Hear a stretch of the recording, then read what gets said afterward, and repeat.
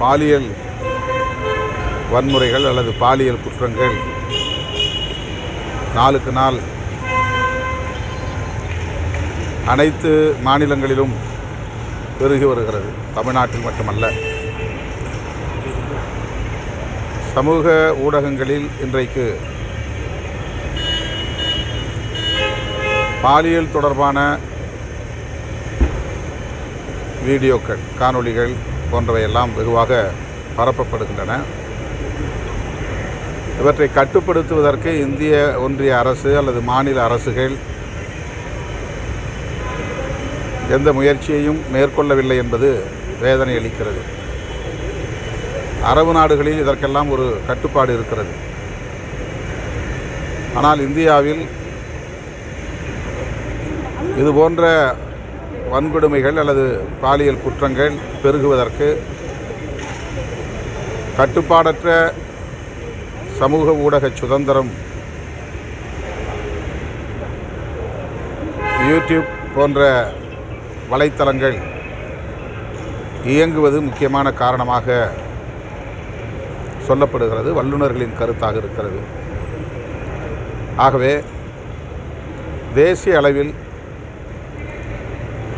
பாலியல் வன்கொடுமைகள், பாலியல் குற்றங்கள் பெருகுவதை தடுப்பதற்கு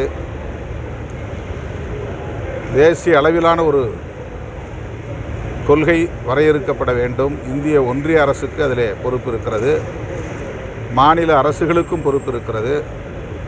தமிழ்நாடு அரசு இது போன்ற குற்றங்களில் உரிய நடவடிக்கைகளை மேற்கொண்டு வருகிறது என்றாலும் இன்னும் கடுமையான நடவடிக்கைகளை மேற்கொண்டு இதை கட்டுக்குள் கொண்டு வர வேண்டும் என்று வலியுறுத்துகிறேன். கர்ப்பிணி பெண்ணுக்கு நேர்ந்த கொடுமை, பள்ளி மாணவிகளுக்கு நேர்ந்த கொடுமை ஆகியவற்றில் விரைந்து காவல்துறையினர் நடவடிக்கை எடுத்திருக்கிறார்கள் என்றாலும் இதுபோன்ற குற்றங்கள் பெருகாமல் தடுப்பதற்கு உரிய நடவடிக்கைகளை மேற்கொள்ள வேண்டும் என்று நான் வலியுறுத்துகிறேன். மத்திய பட்ஜெட்டால் அதிகமாக பயனடைந்தது தமிழ்நாட்டு மக்கள் நாங்கள் அவர் மத்திய அரசாங்கத்தை அல்லது பாஜக அரசாங்கத்தை கிண்டலடித்திருக்கிறார் என்று தான் அதற்கு பொருள். இந்த நிதிநிலை அறிக்கையில் தமிழ்நாடு முழுமையாக வஞ்சிக்கப்பட்டிருக்கிறது என்பது அனைவரும் அறிந்த உண்மை. அப்படி இருக்கிற போது தமிழ்நாடு பயனடைந்திருக்கிறது என்று சொன்னால் அவர் நிதியமைச்சர் நிர்மலா சீதாராமன் அவர்களை மறைமுகமாக நக்கலடிக்கிறார் என்றுதான் பொருள். வட மாநிலத்தை சார்ந்தவங்க தமிழ்நாட்டிலிருந்து கொள்ளையடிச்சுட்டு உத்தரப்பிரதேசத்துக்கு அந்த மாதிரிப்பட்ட மாநிலத்துக்கு போகும்போது இங்கேருந்து போலீஸ்காரங்க போய் அவங்கள ரெக்கவர் பண்ண முடியாத நிலை இருக்குது. அங்கே உள்ள போலீஸ் சப்போர்ட் இல்லை அப்படின்னு சொல்கிறாங்க. குறிப்பாக போன மாதம் தாம்பரத்தில் ஒரு போலீஸ்கிட்டேயே செய்யனை பறிச்சுட்டு போனால் 8 இடத்துல வழிப்பறி பண்ணாங்க. 20 போலீஸ் போயும் அங்கே போய் பிடிக்க முடியாமல் இப்போ திரும்ப வராங்க. அவங்களுக்கு என்ன ரீசன் சொல்கிறாங்கன்னா அங்கே உள்ள போலீஸ் கோஆப்ரேஷன் இல்லை, அவங்க ஊருக்குள்ளே போக முடியல அப்படின்னு சொல்கிறாங்க. இது தமிழ்நாடு மாநிலத்துக்கும் மற்ற மாநிலத்துக்கு இடையிலான போலீஸ் எந்த மாதிரியான ரூல்ஸ் இருந்தால் ஈஸியாக இருக்கும்னு நினைக்கிறீங்க? இது என்ன மாதிரி நடவடிக்கை எடுக்கணும்? காவல்துறை அந்தந்த மாநில அரசுகளின் கட்டுப்பாட்டில் இருக்கிறது. இதில் இந்திய ஒன்றிய அரசு தலையிட இயலாத ஒரு நிலை. மாநில அரசுகளுக்கு இடையிலே, மாநிலங்களில் உள்ள காவல்துறையினருக்கு இடையிலே ஒரு புரிந்துணர்வு தேவைப்படுகிறது. அந்த வகையில் ஒவ்வொரு மாநிலங்களை சார்ந்த காவல்துறையினரும் அவ்வப்போது கலந்து பேசி தங்களுக்கு இடையிலான பிரச்சனைகளை விவாதிப்பதன் மூலம் ஒரு தீர்வை எட்ட முடியும்.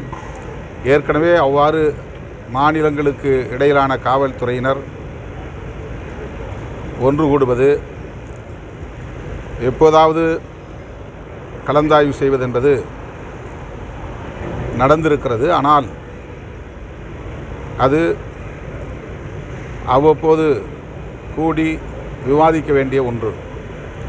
காவல்துறையினர் ஒத்துழைக்காவிட்டால் ஒரு மாநிலத்தில் நடக்கிற குற்றத்தை இன்னொரு மாநிலத்தை சார்ந்தவர்கள் அந்த குற்றத்தில் ஈடுபட்டால் கட்டுப்படுத்த முடியாது. எனவே காவல்துறையினருக்கு இடையில் உரிய கலந்தாய்வு தேவைப்படுகிறது என்பதை இதிலிருந்து நம்மால் உணர முடிகிறது. தமிழ்நாட்டில் சில திட்டங்களை பிற மாநில அரசுகள் பின்பற்றுகிறேன்னு சொல்லிட்டு தமிழ்நாடு அரசு பெருமை பெற்றுகிறது. ஆனால் பிற மாநிலங்கள் போல தமிழகத்தில் சாதிவாரி கணக்கெடுப்பு நடத்த ஏன்னு விஜய் கேள்வி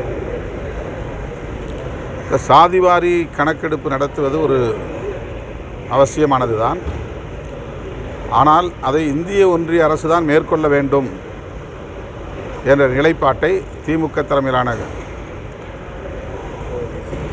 இந்த அரசு ஏற்கனவே முடிவு செய்திருக்கிறது, அறிவிப்பு செய்திருக்கிறது. அதற்கு காரணம் பிற மாநில அரசுகள் ஏற்கனவே எடுத்த அந்த புள்ளி விவரத்தை ஒரு சர்வே என்கிற அளவில் தான் மதிக்க முடியும். அதை ஒரு மக்கள் தொகை கணக்கெடுப்பு என்கிற அடிப்படையில் ஏற்க முடியாது என்று ஒரு கருத்து நிலவுகிறது. இந்திய ஒன்றிய அரசு அவ்வாறு கருதுகிற நிலை உள்ளது. எனவே இந்திய ஒன்றிய அரசு சாதிவாரி அடிப்படையில்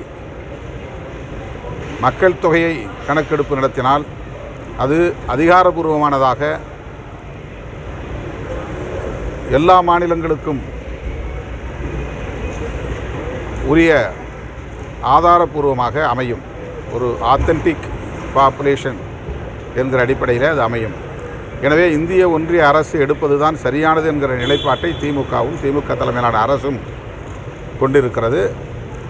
மாநில அளவில் சில முதலமைச்சர்கள் அந்த நிலைப்பாட்டை எடுத்திருப்பதை சுட்டிக்காட்டி விடுதலை சிறுத்தைகளும் மாநில அரசே அந்த கணக்கெடுப்பை நடத்தலாம் என்ற கோரிக்கை நாங்கள் வைத்திருக்கிறோம். தமிழ்நாடு அரசு அதை பரிசீலிக்க வேண்டும். கடைசி கேள்வி, அதே போல் வந்து பார்த்தீங்கன்னா சமூக நீதி பேசுகிறது இருக்கு. ஆனால் தற்போது அவரோட கட்சியிலே வந்து பார்த்தீங்கன்னா சாதி வாரியான பொறுப்புகள் வந்து தரப்படுறதுன்னு சொல்லிட்டு பல நிர்வாகிகள் வந்து குற்றச்சாட்டு வைக்கிறாங்க. இது குறித்து உங்கள் கருத்து? அதற்கு அவர்தான் பதில் சொல்ல வேண்டும். நடிகர் விஜய் அவர்கள் தான் பதில் சொல்ல வேண்டும்.